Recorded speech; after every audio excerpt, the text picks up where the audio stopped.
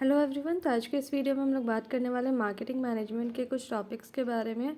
यहाँ पे हम लोग कवर करने वाले हैं इसके definition, market, customer, marketer, marketing, what can be marketed and marketing management. ये सारे टॉपिक्स हम लोग आज कवर करने वाले हैं। ये चैप्टर 11 है बिजनेस स्टडीज़ क्लास 12 का। तो वीडियो के एंड तक बने रहिएगा ताकि आपके सारे कॉन्सेप्ट, सारे डाउट्स क्लियर हो सके। अगर आप चैनल पे पहली बार आ रहे हैं तो चैनल को सब्सक्राइब कर लीजिए, साथ ही साथ बेल आइकन को प्रेस कीजिए जिससे मेरे आने वाले सभी वीडियोस के बारे में आपको नोटिफिकेशन मिलता रहे। साथ ही साथ अपने दोस्तों के साथ भी वीडियोस को ज़रूर शेयर कीजिएगा ताकि उनके भी अगर कोई डाउट्स है तो वो क्लियर हो जाए और साथ ही साथ उनके कॉन्सेप्ट भी क्लियर हो जाए। वीडियो अच्छा लगे, कॉन्सेप्ट समझ में आए तो वीडियो को लाइक ज़रूर कीजिएगा। तो चलिए वीडियो को स्टार्ट करते हैं। सबसे पहले जानते हैं इसके मीनिंग के बारे में। मीनिंग जानने से पहले थोड़ा सा इसका इंट्रोडक्शन भी जान लेते हैं। तो जो मार्केटिंग मैनेजमेंट होता है वो क्या होता है? मार्केटिंग मैनेजमेंट ऐसा मैनेजमेंट होता है जहाँ पे जितने भी एक्टिविटीज़ होते हैं जो कि क्या होते हैं, मार्केट से रिलेटेड होते हैं। मतलब मार्केट का जो भी मैनेजमेंट होता है उसको हम लोग एक तरह से मार्केटिंग मैनेजमेंट बोल सकते हैं। मार्केट में जो भी एक्टिविटीज़ होती है उनको उससे रिलेटेड, ठीक है। जैसे ट्रेडिशनली हम लोग ये चीज़ बोल सकते थे कि जो क्या होता है, सेलिंग होता है। क्या होता है? सेलिंग और मार्केटिंग। क्या? सेलिंग और मार्केटिंग, ये दोनों अगर हम लोग ट्रेडिशनली बात करें तो दोनों क्या होता था, सेम होता था। कोई भी तरह का इसमें डिफरेंस नहीं होता था। पर क्या है, आज का मॉडर्न एज है, ग्लोबलाइजेशन का एज है, तो यहाँ पे क्या होता है, कंज्यूमर जो है वो बहुत ज़्यादा इंपॉर्टेंट रोल प्ले करता है। तो इसलिए बोला जा रहा है कि जो मार्केटिंग स्ट्रैटेजीज़ होता है वो क्या होता है, बहुत ज़्यादा इंपॉर्टेंट हो जाता है। क्लियर इतना? तो अब चलिए बात करते हैं इसके डेफिनेशन के बारे में। Marketing management is the analysis, planning, implementation and control of programmes design to create, build, maintain mutual beneficial exchange relationship with target market for the purpose of achieving organizational objective। तो ये definition दिया गया है Philip Kotler के द्वारा। तो marketing management क्या होता है? मार्केटिंग मैनेजमेंट होता है जहाँ पे क्या किया जाता है, एनालाइज किया जाता है, प्लान किया जाता है, इम्प्लीमेंट किया जाता है, फिर उस प्रोग्राम को जो है उसको कंट्रोल किया जाता है जिससे कि वो डिज़ाइन करे, बिल्ड करे, मेंटेन करे म्यूचुअल बेनिफिशियल एक्सचेंज को, रिलेशनशिप को टारगेट मार्केट के साथ, ताकि जो ऑर्गेनाइजेशन का ऑब्जेक्टिव है वो पूरा किया जा सके। इन शॉर्ट ये समझ लीजिए यहाँ पे क्या होता है कि लोगों के नीड और वांट को ध्यान में रखा जाता है। ऐसा प्रोडक्ट बनाया जाता है जहाँ पे क्या हो, कस्टमर सेटिस्फाइड हो। कस्टमर सेटिस्फैक्शन को ध्यान में रख करके ही क्या होता है, प्रोडक्ट बनाया जाता है, क्योंकि मेन पर्पस होता है किसी भी बिजनेस का वो होता है कस्टमर का सेटिस्फैक्शन। ये साइकोलॉजी को ध्यान में रख करके बनाया जाता है। इसी के अकॉर्डिंग क्या होता है, सबसे पहले एनालाइज किया जाता है कि आखिर कस्टमर का क्या नीड है, क्या वांट है, कस्टमर किस चीज़ से सेटिस्फाइड होंगे, उसी के अकॉर्डिंग उसको प्लान किया जाता है। फिर वही क्या होता है, इम्प्लीमेंट होता है और फिर कंट्रोल किया जाता है। मतलब एक तरह से जो भी प्रोडक्ट जो है वो बिल्ड होता है, क्या क्रिएट किया जाता है, वो किस चीज़ को ध्यान में रख करके किया जाता है, वो कस्टमर का या कंज्यूमर का सेटिस्फैक्शन लेवल को ध्यान में रख करके ही किया जाता है। तो जो भी मार्केटिंग है, अगर हम लोग जितने भी डेफिनेशन देखें मार्केटिंग का, वो क्या चीज़ पे फोकस करता है, वो एक ऐसा साइकोलॉजी पर, ऐसा फिलोसफी पे फोकस करता है जहाँ पे क्या हो कि जो कंज्यूमर है या जो कस्टमर है उसका सेटिस्फैक्शन क्या हो, वो सेटिस्फाइड हो सके उस प्रोडक्ट से। वही क्या होता है, मेन पर्पस होता है या बेसिक पर्पस होता है किसी भी बिज़नेस का। तो बिज़नेस का बेसिक पर्पस क्या होता है, अगर मार्केटिंग के पॉइंट ऑफ व्यू से देखें तो वो होता है कस्टमर का सेटिस्फैक्शन। अगर कस्टमर सेटिस्फाइड है तभी क्या हो रहा है, मार्केटिंग अच्छी तरह से हो पा रहा है, प्रॉपर वे में हो पा रहा है। अगर कस्टमर सेटिस्फाइड नहीं है तो मार्केटिंग में कहीं ना कहीं कोई प्रॉब्लम हो रहा है। तो क्लियर है इतना मार्केटिंग के बारे में? तो चलिए अब इसके कुछ कॉन्सेप्ट्स है जो कि टर्म्स है, कुछ टर्म्स है जो कि क्या है, मार्केट से रिलेटेड होते हैं। जैसे सबसे पहला हम लोग मार्केट के बारे में ही जानते हैं कि आखिर मार्केट होता क्या है। तो अगर हम लोग ट्रेडिशनली बात करें तो ट्रेडिशनली हम लोग बोल सकते हैं कि will you find as a place where buyers and seller meet each other and conduct buying and selling activities. तो हम लोग अगर ट्रेडिशनली बात करें या पहले की बात करें तो मार्केट होता क्या था, मार्केट ऐसा प्लेस होता था जहाँ पे क्या होते थे, कंज्यूमर या जो बायर्स है या जो सेलर्स है वो क्या करते हैं, एक दूसरे से मिलते हैं, जहाँ पे क्या होता है, प्रोडक्ट का या गुड्स का क्या होता है, बाय एंड सेल होता है। तो क्या होता है, प्लेस होता है। क्या होता है, प्लेस। ये कॉन्सेप्ट, ये वर्ड आप लोग हमेशा याद में रखिएगा। अगर प्लेस बोला जाए तो ये क्या है, ट्रेडिशनल डेफिनेशन है। आज के डेट में प्लेस नाम का कोई चीज़ वैसा होता नहीं है, क्योंकि हम लोग को पता है कि आज के डेट में हम लोग को कोई भी चीज़ खरीदना है या कि सेलर को किसी भी तरह का कोई चीज़ बेचना है तो ज़रूरी नहीं है कि वो एक पर्टिकुलर प्लेस पे ही मीट करें। क्योंकि आजकल क्या हो रहा है, ऑनलाइन शॉपिंग हो रहा है, सारे कुछ क्या हो रहा है, इंटरनेट से, मेल के थ्रू क्या हो रहा है, परचेज और सेल किए जा रहे हैं, टेलीफोन के थ्रू हो रहे हैं। तो ऐसा नहीं है कि कोई एक पर्टिकुलर यहाँ पे प्लेस ही होता है। तो चलिए मॉडर्न टर्म्स में हम लोग क्या बोल सकते हैं वो भी एक बार देख लेते हैं। In modern marketing sense that a business has a broader meaning. It refers to a set of potential and actual buyers of a product and services. But today, focus of market is not on a place. Rather, it is on the meeting of buyer and seller. तो वही है यहाँ पे कि ये कोई particular place पे क्या हो रहा है, फिक्स नहीं हो गया है. जो फोकस है मार्केट का वो सिर्फ एक प्लेस पे फिक्स नहीं हो गया है. ये किस पे फिक्स हो गया है, जहाँ पे बायर्स एंड सेलर मीट कर रहे हैं, चाहे वो टेलीफोन के थ्रू हो, चाहे मेल के थ्रू हो, चाहे इंटरनेट के थ्रू हो, चाहे और भी कोई सोशल मीडिया के थ्रू जो बायर्स और सेलर क्या कर रहे हैं, मीट कर रहे हैं और बाइंग एंड सेलिंग का प्रोसेस हो रहा है. तो उसको हम लोग क्या बोल सकते हैं, मार्केट बोल सकते हैं. तो ऐसा ज़रूरी नहीं है, क्योंकि पहले क्या होता था, पहले ऑनलाइन शॉपिंग होता नहीं था, ऑनलाइन वैसा कुछ बाइंग एंड सेलिंग होता नहीं था. पहले क्या होता था, एक फिजिकल लोकेशन होता था जहाँ पे क्या होते थे, बायर्स एंड सेलर मीट करते थे. पर आज ऐसा कोई प्लेस बाउंडेशन नहीं है. तो जो सेलर्स है वो कभी भी कस्टमर तक पहुंच सकते हैं, कहीं भी पहुंच सकते हैं, कहीं भी टाइम पहुंच सकते हैं. अगर मान लीजिए आपको रात को 12 बजे शॉपिंग करना है, तो पहले क्या था, एक प्लेस था, रात को 12 बजे कोई दुकान तो आपके लिए खुला नहीं है. बट हाँ, आज क्या है, आप रात को क्या कर सकते हैं, ऑर्डर प्लेस कर सकते हैं, ऑनलाइन ऑर्डर प्लेस कर सकते हैं, ऑनलाइन अपना सामान बेच सकते हैं. तो कोई प्लेस बाउंडेशन नहीं है, कोई टाइम बाउंड्री नहीं है. जैसे दुकान खुल रहा है, शॉप है, तो उसका एक फ़िक्स टाइम होता है, सुबह खुलेगा, शाम को रात में बंद हो जाएगा. आपको 24/7 यहाँ पे अवेलेबल नहीं मिलेगा. पर आज के डेट में क्या हो रहा है, मॉडर्न टर्म्स में क्या हो रहा है, इंटरनेट के थ्रू हो रहा है, मेल के थ्रू हो रहा है. तो आप कुछ जब जो सामान का जो चीज़ का नीड है, आप उसको क्या कर सकते हैं, तुरंत ऑर्डर कर सकते हैं. तो ये मार्केट होता है. तो यूजुअली क्या होता है, जो मार्केट है ना, उसको हम लोग अलग अलग यूजेस में अलग अलग टर्म्स में डिनोट कर सकते हैं. वो किस तरह से कर सकते हैं, सपोज़ कीजिए सब्ज़ी मार्केट हम लोग बोलते हैं, क्या बोलते हैं, सब्ज़ी मार्केट भी हम लोग बोल सकते हैं. या फिर हम लोग क्या बोल सकते हैं, क्लोथ मार्केट भी बोल सकते हैं. क्या बोल सकते हैं, क्लोथ मार्केट भी बोल सकते हैं. तो ये सब क्या हुआ, ये नेचर ऑफ प्रोडक्ट के हिसाब से हम लोग बोल सकते हैं. जो ट्रेड हो, जिस चीज़ का ट्रेडिंग हो रहा है, उस हिसाब से हम लोग मार्केट बना लिए कि क्या है, यहाँ सब्ज़ी मंडी, यहाँ पे क्या होता है, सब्ज़ी बिकता है. फिर क्या है, क्लोथ मार्केट है, कपड़ा का दुकान, कपड़े का मंडी है, यहाँ पे क्या होता है, कपड़े का बहुत सारा दुकान है, तो हम लोग उसको क्या बोल सकते हैं, क्लोथ मार्केट बोल सकते हैं. तो ऐसा एरिया है, ऐसा लोकेलिटी जहाँ पे कोई पर्टिकुलर चीज़ ही सिर्फ सेल हो रहा है, या बाय हो रहा है, परचेज हो रहा है, तो उसको हम लोग इस तरह से भी डिनोट कर सकते हैं. तो मतलब nature of product which is traded in the market, उसके बेसिस पर हम लोग ये चीज़ कर सकते हैं. दूसरा हम लोग कर सकते हैं वॉल्यूम ऑफ ट्रेड जो हो रहा है. मतलब जैसे क्या हो रहा है, होलसेल और रिटेल, ये क्या हो गया, ये वॉल्यूम ऑफ सेल्स के हिसाब से हो गया है, वॉल्यूम ऑफ ट्रेड के हिसाब से हो गया. अगर क्या है, लार्ज अमाउंट में लिया जा रहा है, बल्क में सामान खरीदा जा रहा है, बेचा जा रहा है, तो वो क्या हो गया, होलसेल मार्केट हो गया. और क्या है, अगर स्मॉल क्वांटिटी में सामान को खरीदा या बेचा जा रहा है, वो क्या हो गया, रिटेल मार्केट हो गया. तो वॉल्यूम ऑफ ट्रेड के हिसाब से भी हम लोग क्या कर सकते हैं, मार्केट को अलग अलग डिफाइन कर सकते हैं. तो अगर ट्रेडेड के नेचर के हिसाब से अगर हम लोग बात करें, तो सब्जी मार्केट हो गया, क्लोथ मार्केट हो गया, इस तरह से हम लोग बोल सकते हैं. और अगर हम लोग वॉल्यूम के हिसाब से बात करें, तो होलसेल मार्केट और रिटेल मार्केट होता है. क्लियर इतना. चलिए अब नेक्स्ट टॉपिक, नेक्स्ट टर्म है यहाँ पे कस्टमर, जो कि बहुत इंपॉर्टेंट फैक्टर हो जाता है. तो कस्टमर होता क्या है, customer refers to the people or organization that seek satisfaction of the needs and wants. तो कस्टमर क्या होता है, कस्टमर होता है या तो कोई पीपल होता है या ऑर्गेनाइजेशन होता है जो कि अपना सेटिस्फैक्शन को क्या करता है, पूरा करता है, अपना नीड्स और वांट्स को क्या करता है, सेटिस्फाई करता है. तो वो क्या करता है, वो गुड्स एंड सर्विसेज को परचेज करता है, जिससे कि क्या हो सके, उसका जो नीड्स है, उसका जो वांट्स है, वो क्या हो, सेटिस्फाई हो सके. तो उनको हम लोग और क्या बोल सकते हैं, उनको हम लोग बोल सकते हैं सीकर्स ऑफ सेटिस्फैक्शन. क्या बोल सकते हैं, सीकर्स ऑफ सेटिस्फैक्शन भी हम लोग कस्टमर या कंज्यूमर को बोल सकते हैं. कस्टमर के बिना मार्केटिंग पॉसिबल है नहीं, कस्टमर के बिना कोई भी मार्केटिंग नहीं हो सकता है. मार्केटिंग के लिए कस्टमर होना बहुत ज़्यादा ज़रूरी होता है. कस्टमर का नीड होना, कस्टमर का वांट होना, उनका डिमांड होना, ये होना बहुत ज़्यादा ज़रूरी हो जाता है. तो हम लोग यहाँ पे 3 वर्ड्स पढ़े, क्या पढ़े अभी, कस्टमर का नीड होना, वांट होना और क्या होना, डिमांड होना. अब ये 3 चीज़ होता क्या क्या है, नीड, वांट एंड डिमांड. तो नीड क्या होता है, जो कि हमारा लोग का बेसिक नेसेसिटीज़ होता है, जैसे कि रोटी, कपड़ा, मकान, पानी, ये सारा क्या हमारा बेसिक नीड हो जाता है. वांट की अगर हम लोग बात करें, तो जब हम लोग का बेसिक नीड जो है वो पूरा हो जाता है, तो हम लोग का क्या होता है, और एक्स्ट्रा नीड उभर के आता है.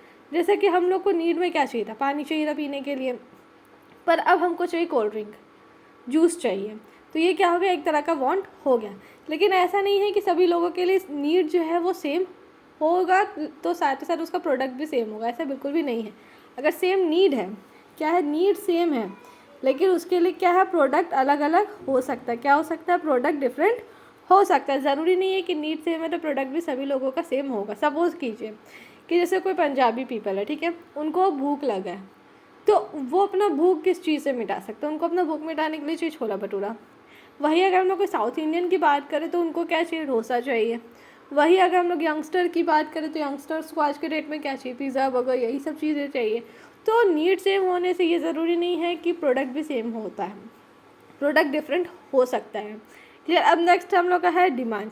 डिमांड का मतलब क्या होता है, डिमांड का मतलब होता है कि जब हम लोग के पास परचेजिंग पावर हो तब हम लोग उस चीज़ को क्या कर सकते हैं, तब हम लोग का वांट जो है वो डिमांड में बदल जाता है। जैसे मान लीजिए कस्टमर को क्या चाहिए, कोक चाहिए, मान लो मुझे कोक चाहिए, कोक तब तक क्या है, मान लीजिए मेरे को कोक चाहिए, पर वो क्या रहेगा, डिमांड ही रहेगा।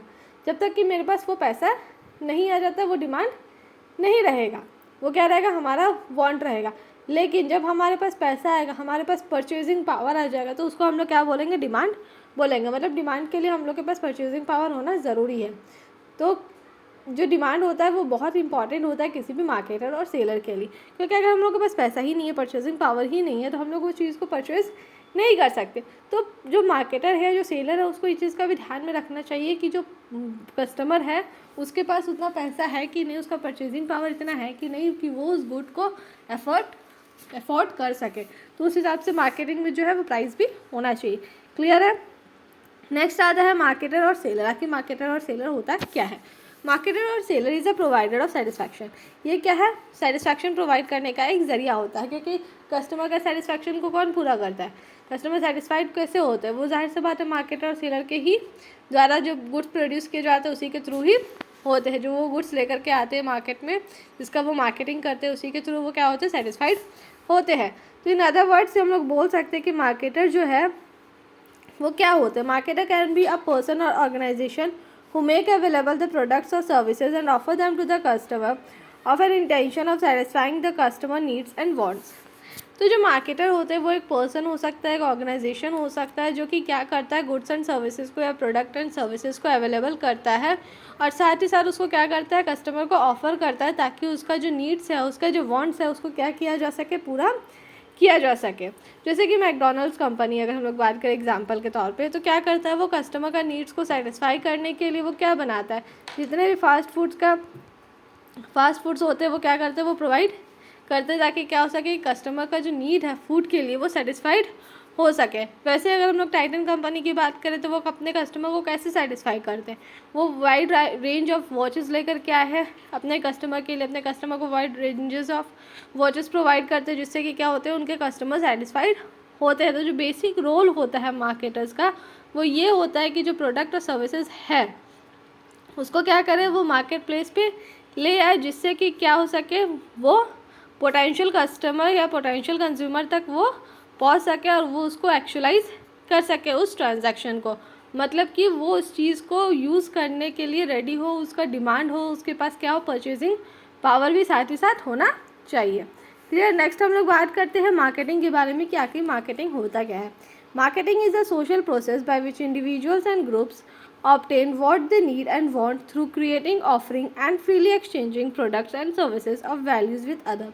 तो जो मार्केटिंग होता है वो क्या होता है, वो एक सोशल प्रोसेस होता है जिसके थ्रू इंडिविजुअल्स की बात करें या तो फिर ग्रुप की बात करें, तो वो लोग क्या करते हैं, अपने नीड्स और वांट्स को ऑब्टेन करते हैं। वो कैसे ऑब्टेन करते हैं, क्रिएट करके, ऑफर करके और साथ ही साथ फ्रीली एक्सचेंज करके प्रोडक्ट्स और सर्विसेज को एक दूसरे के साथ में।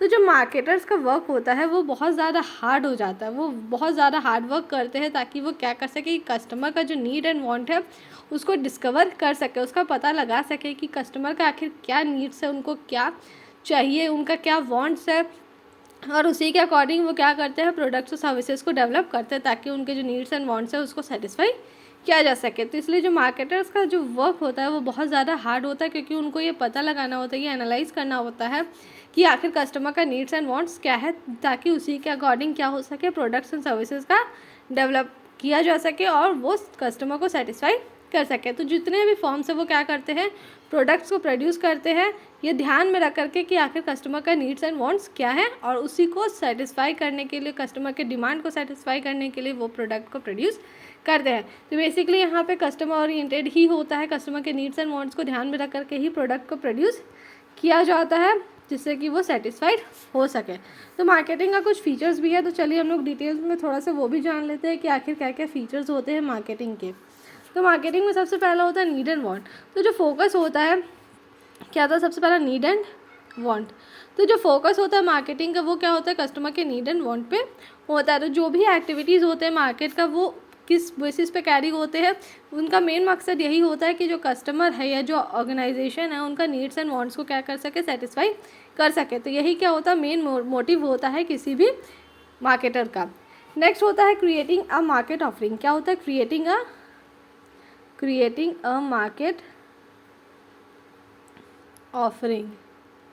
तो मार्केट ऑफरिंग का मतलब क्या होता है, मार्केट ऑफरिंग का मतलब होता है कि ऑफर करना कोई भी प्रोडक्ट और सर्विसेज को by specifying its features, shape, size, colour etcetera, ये सारा कुछ बता करके क्या करना, प्रोडक्ट और सर्विसेज को लोगों को ऑफर करना, कस्टमर को ऑफर करना। फॉर एग्जांपल अगर हम लोग बात करें, जैसे टीवी की अगर हम लोग बात करते हैं, तो जो मार्केटर होते हैं या जो मार्केटिंग करते हैं वो क्या करते हैं, वो ऑफर मान लीजिए कर रहे हैं टीवी को, तो उसमें क्या बोलेंगे, वो बोलेंगे कि वेरियस साइजेज़ में हमारे पास क्या है, टीवी अवेलेबल है, वेरियस टेक्नोलॉजीज़ का यहाँ पे यूज़ हुआ है, वेरियस शेप्स में अवेलेबल है, अलग अलग प्राइजेज़ है सबके प्रोडक्ट के। तो बहुत सारी चीज़ें वो क्या करेंगे यहाँ पे डिस्क्राइब करेंगे, ताकि क्या हो, कस्टमर को पता चल सके कि कितने वैराइटीज़ है, कितना रेंज है, कितना प्राइस है, क्या साइजेज़ है। तो इससे क्या होगा कि जो कस्टमर है वो क्या कर सकेंगे, अपने अकॉर्डिंग जो है वो प्रोडक्ट को परचेज़ कर सकते हैं। तो जो गुड मार्केट होता है वो क्या करता है, वो हमेशा कस्टमर को सेटिस्फाई करने के बारे में ही सोच करके प्रोडक्ट बनाता है, क्योंकि ऐसा ज़रूरी नहीं है कि जो साइज़ का प्रोडक्ट एक कस्टमर को चाहिए वही सेम साइज़ का प्रोडक्ट या सेम प्राइस का प्रोडक्ट दूसरा कस्टमर को भी चाहिए। तो ऐसा बिल्कुल भी नहीं होता है। तो इसीलिए क्या होता है, अलग अलग लोगों के नीड और वांट के हिसाब से ही प्रोडक्ट को प्रोड्यूस किया जाता है। नेक्स्ट हो जाता है यहाँ पे कस्टमर वैल्यू। थर्ड यहाँ पे हम लोग बात करते हैं कस्टमर के वैल्यू के बारे में। तो कस्टमर क्या है, वो प्राइस पे करने के लिए कब रेडी होगा किसी भी प्रोडक्ट का, कस्टमर तभी किसी भी प्रोडक्ट का प्राइस पे करने के लिए रेडी होगा जब क्या होगा, वो सेटिस्फाइड होगा उस प्रोडक्ट से। अगर कस्टमर किसी प्रोडक्ट से सेटिस्फाइड है तभी वो उस चीज़ के लिए पे करने के लिए रेडी होगा, अदरवाइज़ वो नहीं पे करेगा, वो उस प्रोडक्ट को परचेज़ नहीं करेगा। और साथ ही साथ ये भी चीज़ होना चाहिए कि जो प्राइस है उस प्रोडक्ट का उसी के मैचिंग क्या होना चाहिए, उसका प्रोडक्ट भी होना चाहिए। ऐसा नहीं है कि कोई प्रोडक्ट का वैल्यू ओरिजिनल होना चाहिए 20 रुपीज़ का और वो जो है कस्टमर को 200 रुपीज़ में दे रहा है, तो ऐसे में कस्टमर उस प्रोडक्ट को परचेज़ नहीं करेगा, क्योंकि वो क्या हो रहा है, जो ऑफ़र वो दे रहा है, प्रोडक्ट जो दे रहा है वो प्राइस से मैच नहीं खाता है। तो कस्टमर क्या करेगा, वैल्यू करेगा प्रोडक्ट को on the basis of satisfaction and service offer by the product.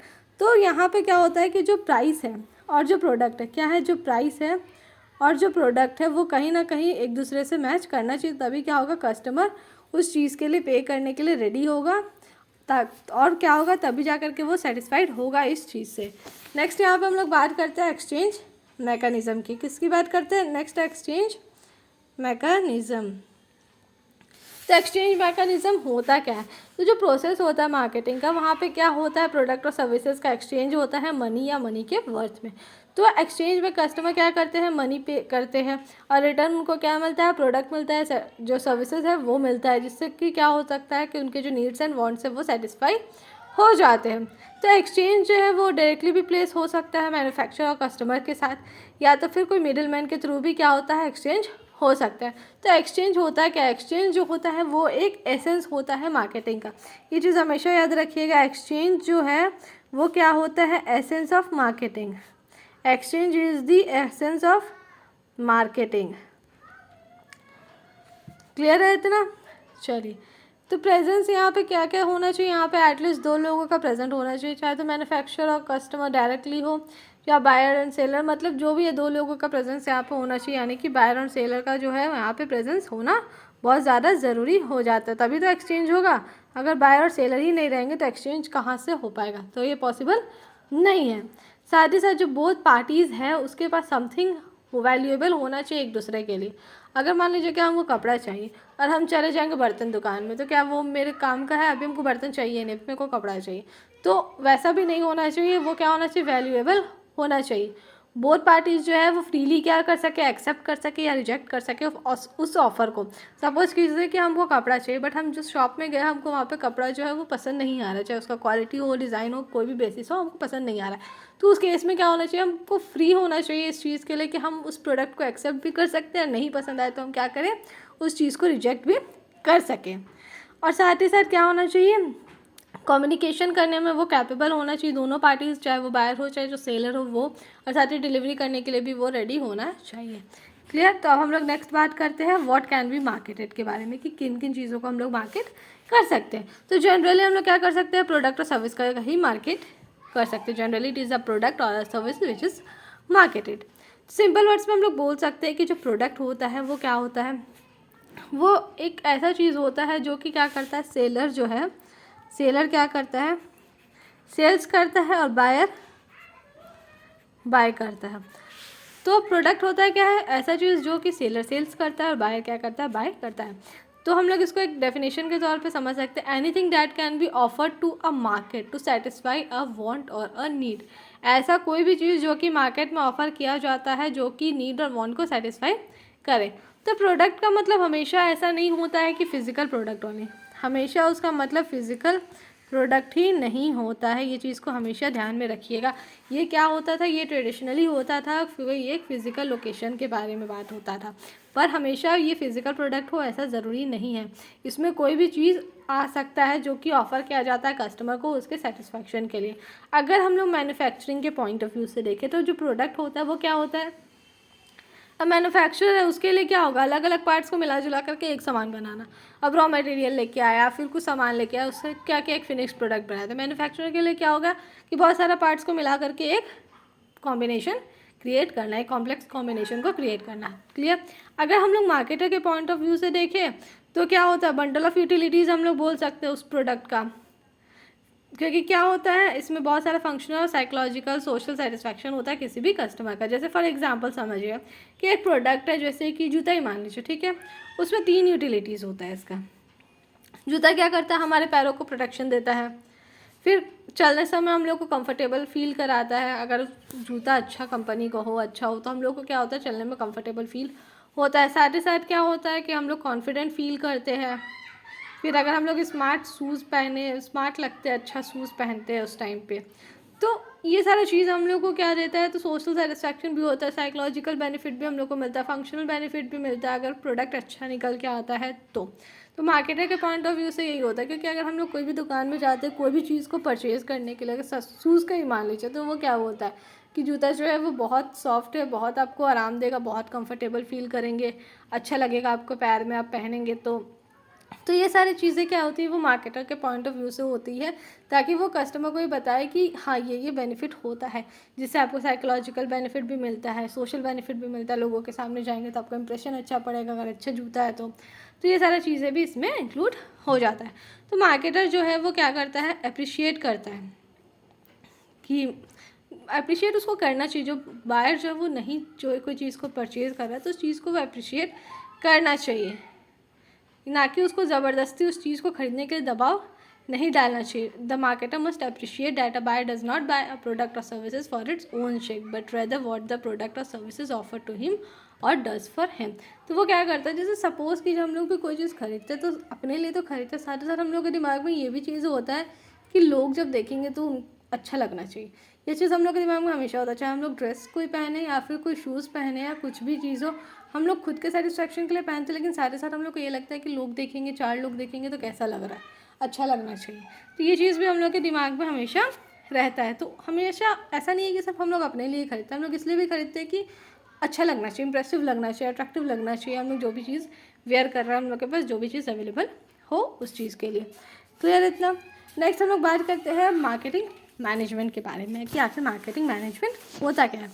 Marketing management means management of all the activities related to marketing, or in other words we can say it refers to planning, organizing, directing, controlling the activities which result in exchange of goods and services.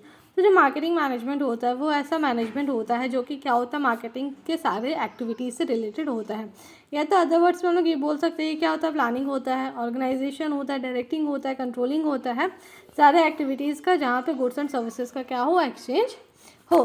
तो main focus यहाँ पे क्या होता है, exchange of goods and services पे ही होता है। Main focus क्या कहाँ पे होता है मार्केटिंग का, वो होता है गुड्स एंड सर्विसेज का एक्सचेंज में।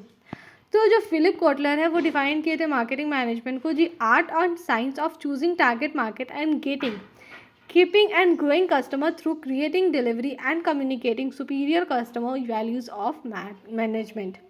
तो जो ये डेफिनेशन दिया गया था फिलिप कोटलर के द्वारा। तो जो आर्ट एंड साइंस होता है जहाँ पे हम लोग क्या करते हैं, अपने टारगेट मार्केट को चूज़ करते हैं, उसके बाद देखते हैं, ध्यान में रखते हैं कि जो ग्रोइंग कस्टमर्स हैं उनको, और साथ ही साथ क्या करते हैं, उनको एक वैल्यूएबल सर्विस प्रोवाइड करते हैं जहाँ पे हम लोग उनकी नीड्स और वांट्स को क्या करते हैं, ध्यान में रख करके ही करते हैं।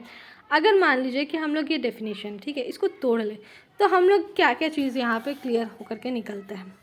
अगर ये जो इतना बड़ा डेफिनेशन है, the art and science of choosing target market and getting keeping and growing customers through creating delivering and communicating superior customers values of management, ये क्या एक तरह से बहुत ज़्यादा लंबा डेफिनेशन है, पर अगर हम लोग इसको छोटे छोटे टुकड़ों में देखें तो क्या निकल के आता है, इसका मेन मकसद क्या निकल के आता है, मेन मीनिंग क्या निकल के आता है। तो सबसे पहले लाइन में हम लोग देखे थे the art and science of choosing target market.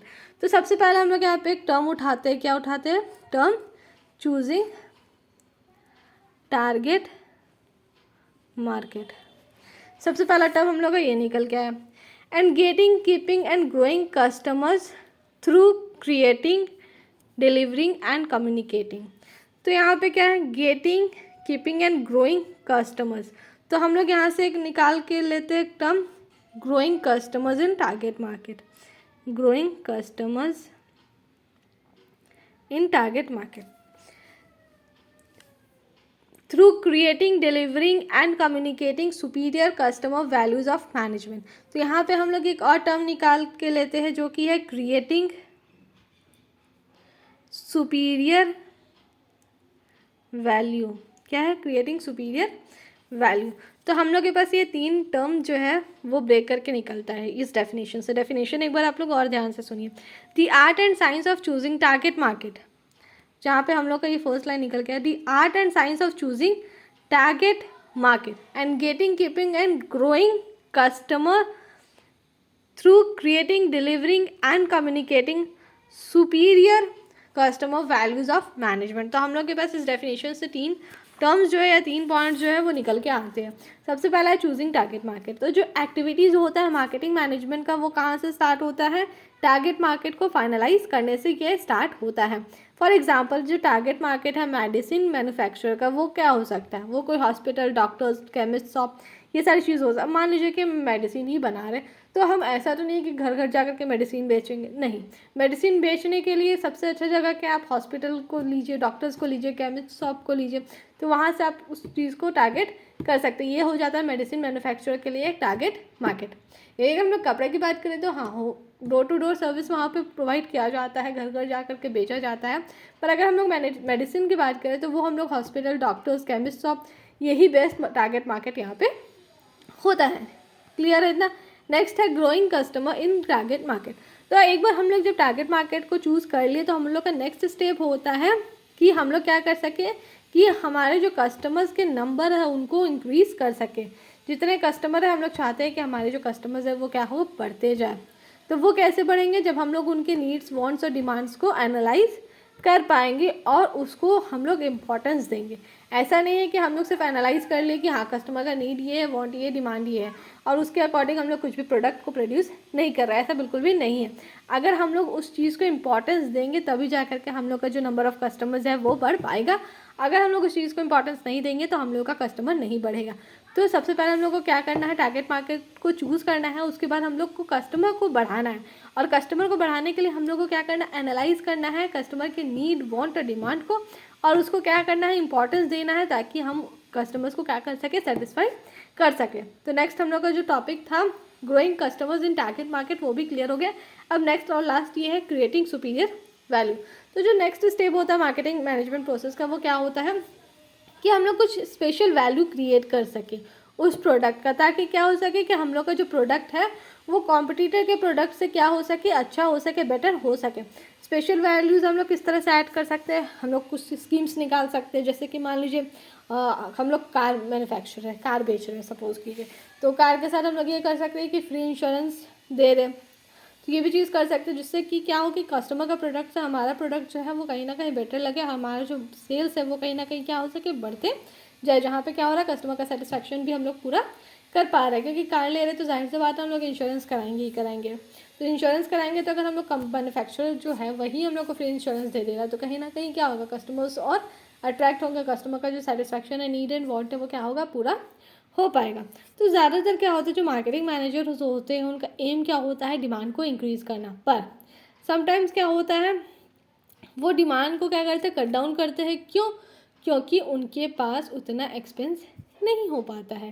साथ ही साथ क्या होता है, कभी कभी उनके पास उतना ज़्यादा प्रोडक्ट नहीं हो पाता है प्रोड्यूस करने के लिए, या उतना ज़्यादा पैसा नहीं हो पाता है कि जिससे वो ज़्यादा से ज़्यादा प्रोडक्ट प्रोड्यूस कर पाए, या बहुत सारे रीजंस हो सकते हैं। जैसे कि वो चाहे तो इसलिए नहीं कर पाते मार्केटिंग अच्छी तरह से क्योंकि वो अपना जो प्रमोशन का एक्सपेंसेस है उसको घटाना चाहते हो, वो एडवर्टाइजमेंट में या प्रमोशन में, मार्केटिंग में उतना ज़्यादा वो पैसा नहीं लगाना चाहते हो। तो ऐसा भी बहुत ज़्यादा हो सकता है। तो जो सिचुएशन है जहाँ पर जो डिमांड है वो क्या हो रहा है, the situation of reducing the demand, तो ये क्या था, बहुत ज़्यादा कॉमन था 1990s में। जब जो डिमांड है वो कम हो रहा था, वो 1990s के पहले क्या था, बहुत ज़्यादा कॉमन था। जब लिबरलाइजेशन आया, प्राइवेटाइजेशन आया, तो उसके पहले ये जो चीज़ें क्या थी, बहुत ज़्यादा नॉर्मल थी, कि चीज़ें बहुत ज़्यादा नॉर्मल हो गई थी।